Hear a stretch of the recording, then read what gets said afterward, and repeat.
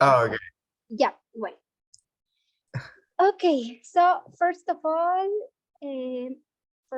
let me share my screen and let me welcome to all of the audience to this webinar. This webinar, which is called Why to Become a Geologist. Welcome to hear about my experience. First of all, I want to well, I will make it in English and in Spanish because I can see some of the audience, well, most of the audience. Well, it seems more of our students are here, so they will understand what we are saying. So thank you so much to the 7 speakers that were invited, and they all of the time help us with the organization of this webinar. First of all, will be talking for us Paul Baker. After him will be talking Kirsten Nicolaisen. After will come Luke Bowman. After him, Patricia Larrea. After Rafael Almeida. Then Elisa Pispa, and at the end, Gustavo Bejar. So in this meeting, you will hear from them all of their experience about being geologists, how they become geologists, and how was for them being part of Yachay Tech when they were here. So now, if you want, let me see if I can change it. First of all, they will talk to us or they will answer for us these 2 questions: where they come from and what they teach and their research line. So this will be a meeting where you can ask to them whatever you want to know. Also, it will be kind of a conversation because they were teachers of our school and they are not here, but this school is as a family. They are, this is like a familiar meeting. So it's not as formal, and feel free of ask or talk about whatever topic that you think is fine. So if it's fine for you, Paul, you can start talking to us. Okay. I think I gave you a few slides, but too many, of course, but maybe you don't have them. It doesn't matter. So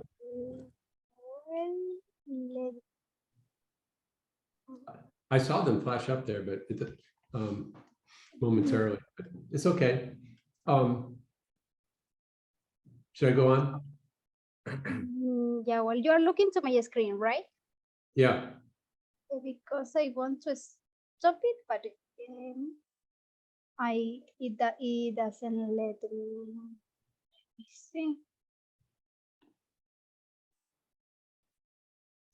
It doesn't really matter for me. Okay. I'll just talk extemporaneously. First of all, I'm strangely emotional right now. It's it's a very incredible. I can't stop smiling, and it's seeing my old friends and colleagues. It's just like really, really moving experience for me. I mean, these are people that former students and colleagues that I just I love, you know, and it's wonderful to see you guys. And that was our experience at Yachai. Was a very tight, very bonding experience. It was also so. I was chosen to be the dean of the School of Geological Sciences and Engineering was the name of it, and then and I had the opportunity, and my spouse Catherine Rigsby was various positions, including rector at a period of time, but chancellor and vice chancellor, various positions. She's also a geoscientist. I had the opportunity that was in starting that school. Actually, the first people that were in the school were Paul Ariano and Yan Yao, and kind of helped to choose them in their positions. I was involved in selecting them from a small number of applicants, in hiring, and then they started as the initial lecturers of the geoscience program. And then eventually, then in 2015, Catherine and I showed up on campus. And I actually never taught at Yachai, so I can't speak to what I taught at Yachai, but I teach at Duke University. I'm a professor here, and I'm a geochemist. I'm very interested. My research is focused mostly these days on paleoclimate. I have a slide, a PowerPoint presentation that was like 13 slides long that I love to talk about my research. I can go on about that for a long time. I promise you, I was only really going to say like 5 minutes for 13 slides. I promise you. But Yachai was, for all of us that you see here, was an amazing experience. I mean, all different kinds of experiences, but I think, for me, one of the great experiences of my life. Some of the best times and some of the worst times of my life. But truly, the people that our family, our geoscience family, was like just so tight, so close, and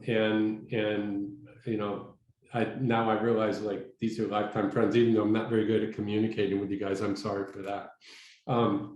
Why did I become a geologist? I'm curious about what the other people will say. So myself, I'm the son of a doctor, medical doctor, and a nurse. And I thought that's all I knew about as a high school student. I went to college. I thought, oh, I'm going to be pre-med. I'm going to study medicine. I'm going to be a doctor like my dad. And then I got to college and I didn't really like biology, which is what I majored in. I didn't like it. And I went outside and I took a geology class. I was like, whoa, this is fun. I love being outside. I love camping and hiking in mountains. And so that was why I became a geologist, so I could spend more time outside. I found out in grad school that geochemistry, I was good at geochemistry, but that was a lot of lab work. And so most of my research, I guess, is lab work or has been lab work. But the fun part is the part in the field, to go out, climbing the mountains, go out on the ship, collecting the data, doing the field observation. For me, that's the fun part of it. And nowadays we find out that universities in the US, and I think in other countries, field work isn't done very much anymore. It's not, people sit behind a computer, and big data is, an important phrase that people use, and people are, making satellite observations and remote observations and artificial intelligence and big data, and not too many people do field work, and it becomes harder and harder to do that work. At my university, they're afraid to let students out in the field. They're afraid to let professors out in the field in case we crash a car or kill each other or something. So I don't know what your experience is, you guys, but anyhow, but that's amazing. And at Yachai, of course, the reason that that we could hire and put together such a great group of geoscientists, and every one of the faculty that we had at Yachai was a really great geoscientist, and they're in great positions now too. The reason we could do that, one of the reasons, was because we liked each other, and Luke was there already, and Gustavo was there, and they were helping to recruit people, because you can't say no to Luke. You couldn't say no to Edwin.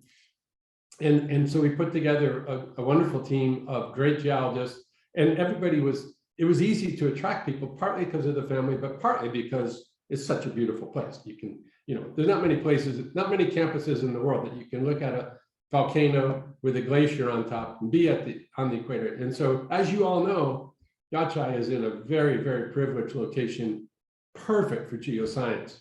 Not so perfect for nanotech, not so perfect for physics and math and chemistry, pretty darn good for biology and perfect for geoscience. So why should you do geology?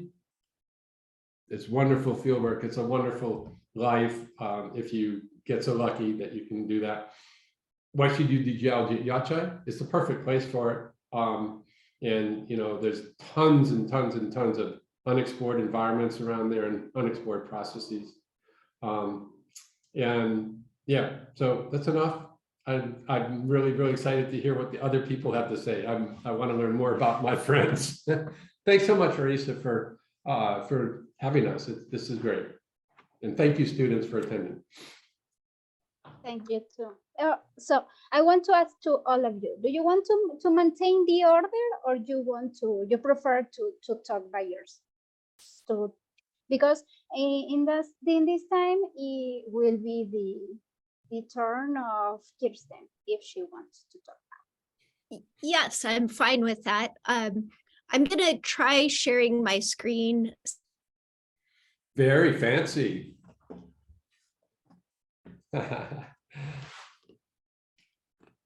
Oh. Yeah, I think she's going. She said she was having issues with sharing her screen. Ah. It was good intentions. As they say, the road to hell is paved in good intentions. I was thinking about that. Who's next? We lost Kirsten. In what context, Paul? Yeah, right.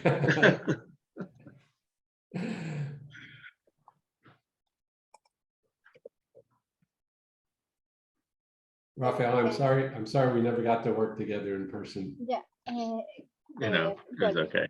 Yeah, Kirsten, it's okay. Oh, well, I think there was a problem with her connection, with her internet connection. Well, yeah, because I don't see her. Well, Elisa, Patricia, Gustavo, Luke, okay, are you here? Okay. Again? I see you again. I'm back. I don't know why my connection was unstable, but let me try again. Yeah. Okay. So can you see now the screen that I'm sharing? Yep. Yeah. Okay, great. So I grew up in a very isolated location. There were actually no other children around except my two younger brothers, one other family. And in those days, we had television with one channel, and that was it. We did not even have a telephone at our house. We had to drive about 5 miles to get to the nearest telephone. So I very much spent my time out of doors. The idea was that we could go anywhere as long as we could hear my dad's whistle when it was time for dinner. So we literally were kind of like wild children, exploring everything. But as soon as I learned to read, suddenly the world really opened up to me. And so I would say that books and being out of doors were extremely important to me. The other thing is it's very hot there in the summer. Like all of these trees in the background were planted by my grandparents.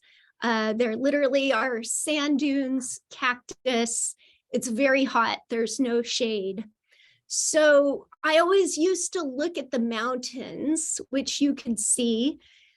I would look at the mountains with a lot of envy and desire to be in the mountains.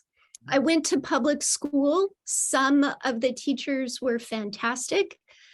Some of the math and science background in the public school was not wonderful.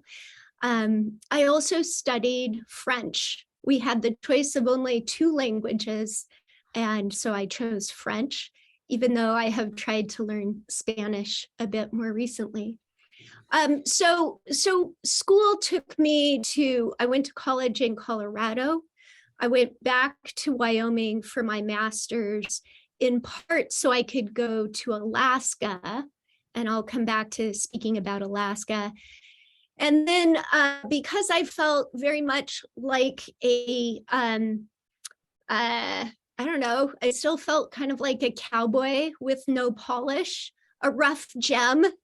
And so I decided that if I wanted to go to on this path of becoming a researcher and professor, that I needed to get the best qualifications that I could.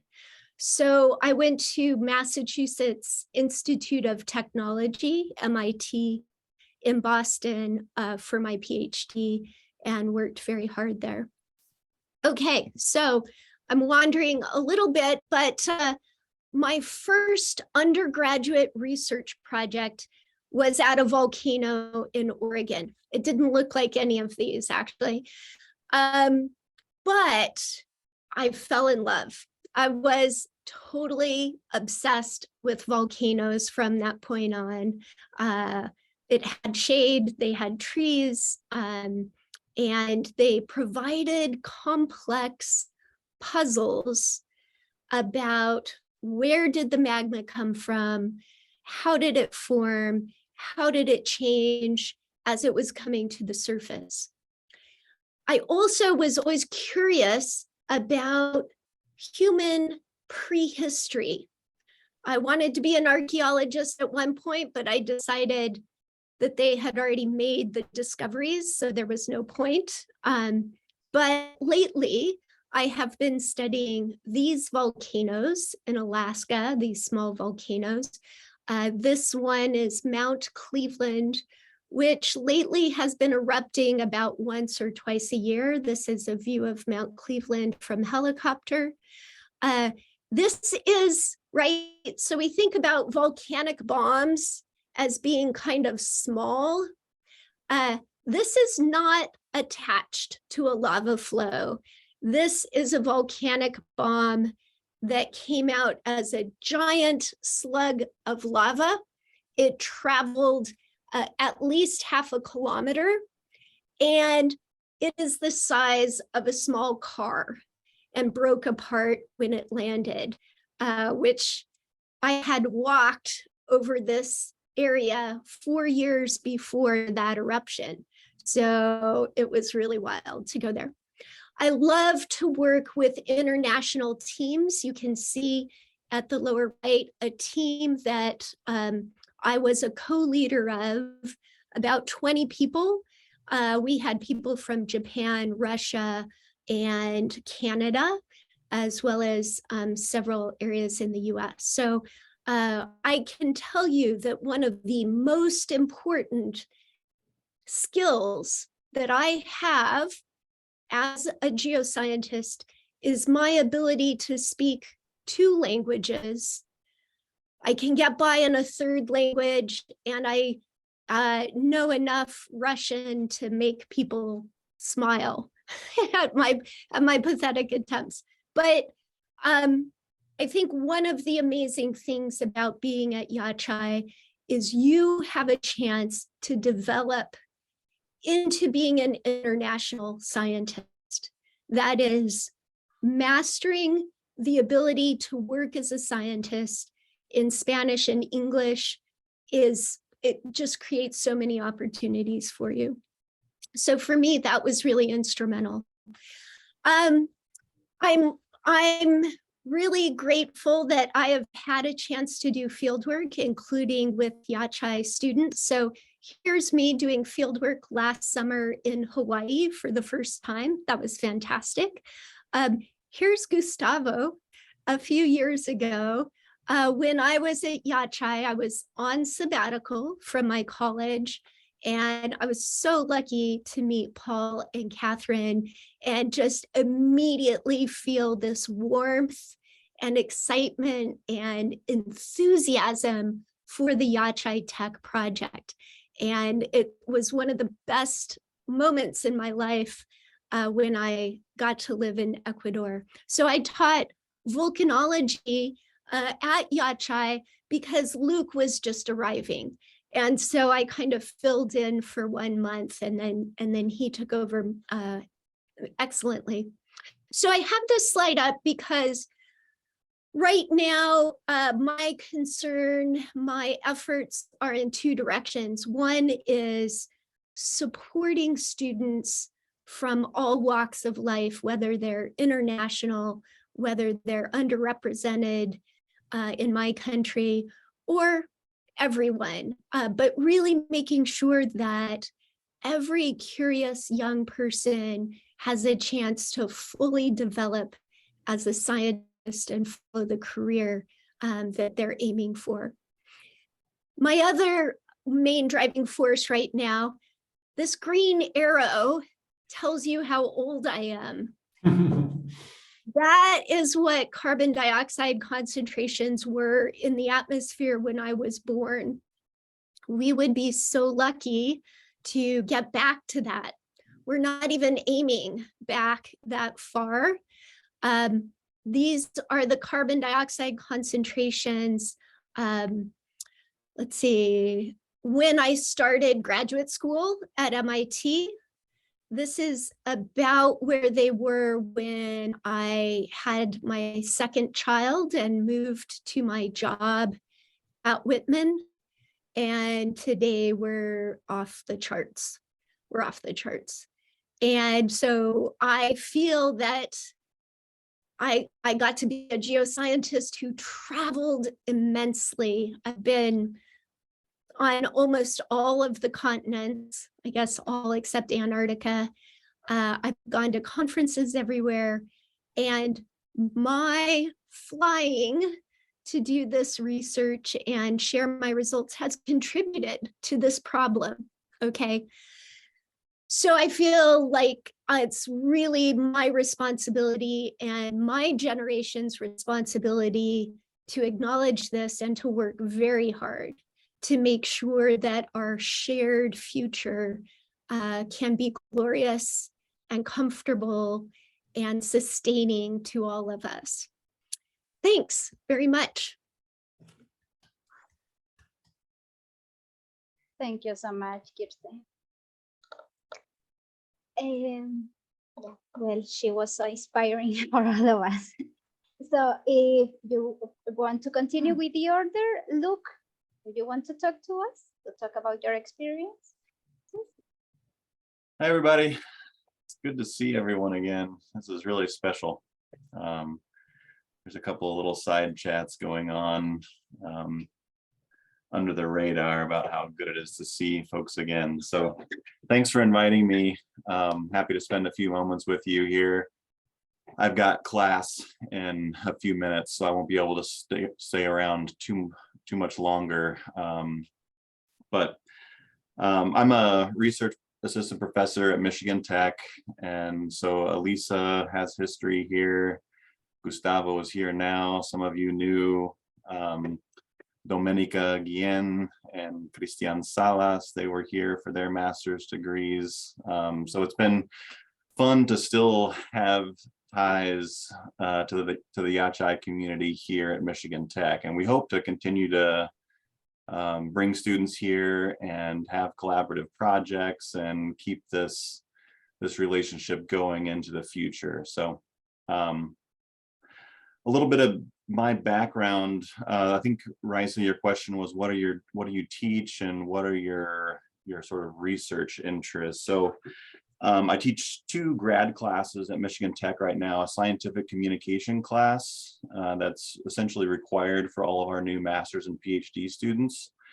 And then I designed actually a class that I first taught at Yachai and then refined at Whitman with Kirsten, and is now in its 3rd stage of life. The class is called Natural Hazards and Disaster Risk Reduction. So it's a required class for a grad certificate that Michigan Tech offers. So I'm not trying to plug this grad certificate, but it is available to anybody around the world to take a 9-credit graduate certificate in natural hazards and disaster risk reduction. So it's been a really fun class to teach. I've got an amazing teaching assistant who's a colleague of Gustavo working on Fuego volcano. So my research interests are really, and sort of my background and how I got interested in geology is really rooted in volcanoes. You know, when you were a kid and you just went through that phase where you loved dinosaurs and, you know, just had all the little figurines and watched the movies. Well, that's the way I was with volcanoes, and I never really grew out of it. I've just always been fascinated by volcanoes. I grew up in Indiana, which is just flat corn and soybean fields, and didn't really see my first volcano until after college. And I didn't know what I wanted to do when I graduated with my geology degree, because I love geology and I was good at it, but I also really wanted to work with people. And I didn't know how to combine the two. I went to a college where there was no research. I didn't know what research was. There were no graduate programs offered. I don't think I'd ever read a scientific paper in my Bachelor's of Arts undergraduate geology degree. And so I joined a volunteer program called the Peace Corps, and I lived in Honduras for 2 years. And in Honduras, I was able to travel to Guatemala and El Salvador and Nicaragua, and really fell in love with Latin America. And I got to climb my first volcano and see my first lava. And I thought, well, this is amazing. This is what I need to do. And so I learned about graduate programs, and that's how I found out about Michigan Tech and their close ties to Central and South America and working in volcanic hazards. And hazards seemed like a really nice way to integrate geology with humans and society and get to work directly with people. And so that's really how I got into the field of trying to combine the geophysical triggers of events that can cause disasters, and how they overlap with communities and society. And that's really been sort of the nature of my research that I love and I'm still passionate about and actively involved in. Currently, I'm a co-principal investigator on a National Science Foundation funded project in El Salvador, working on climate change adaptation in volcanic environments. So that's a little bit about me and my time at Yacha. I finished my PhD in 2015 and met a very excited and exuberant individual in Paul Baker at the AGU annual meeting to hear about this new endeavor in Ecuador from Paul and Edwin Cadenas. And I just thought, man, if I can get involved with this, it's going to be amazing. And it was. It was one of the most special times of my life, and have such great memories of working with all of you. And so however I can help support everyone into the future, let me know. I hope I can see you all again in person sooner rather than later. So thanks for inviting me today.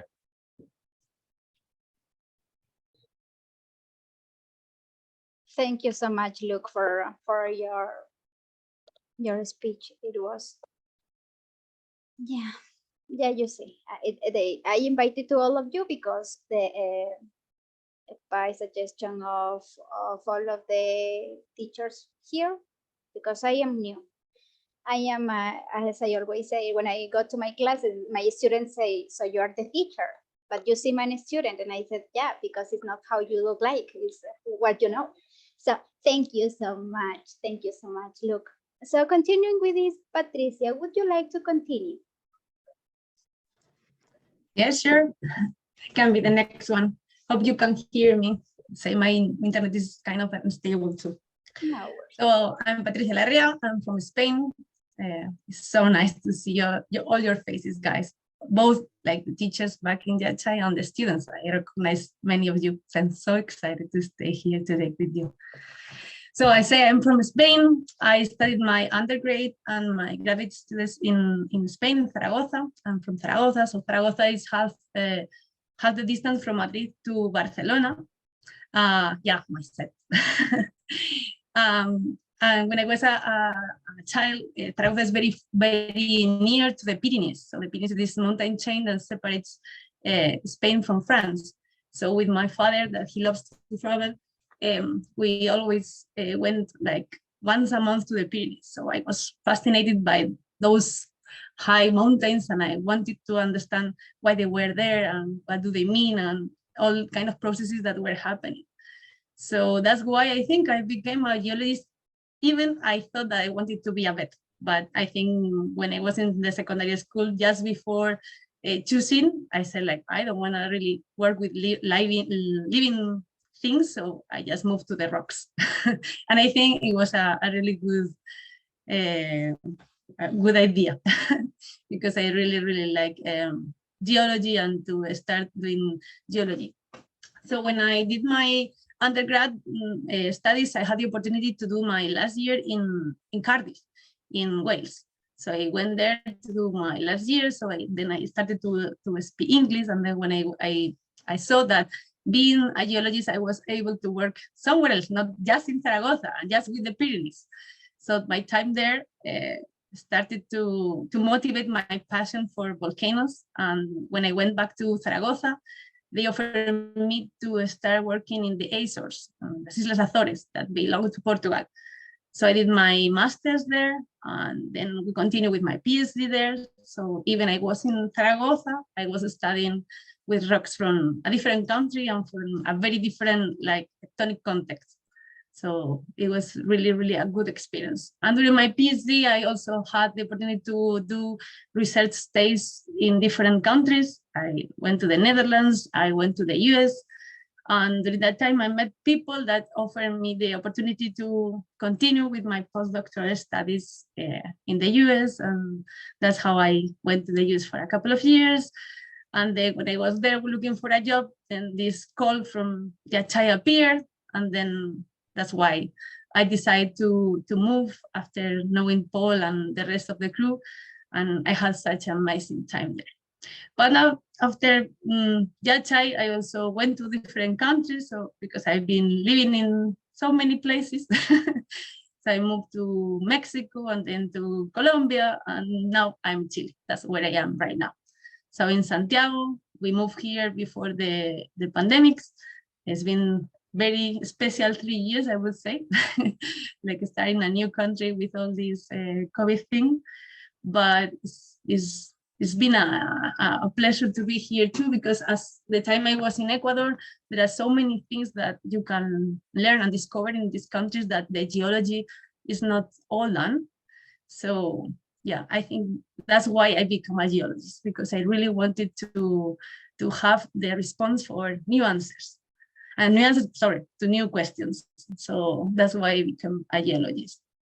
Regarding my research lane, as you might imagine, I work with volcanoes, so I'm an igneous petrologist, and I do some physical volcanology too.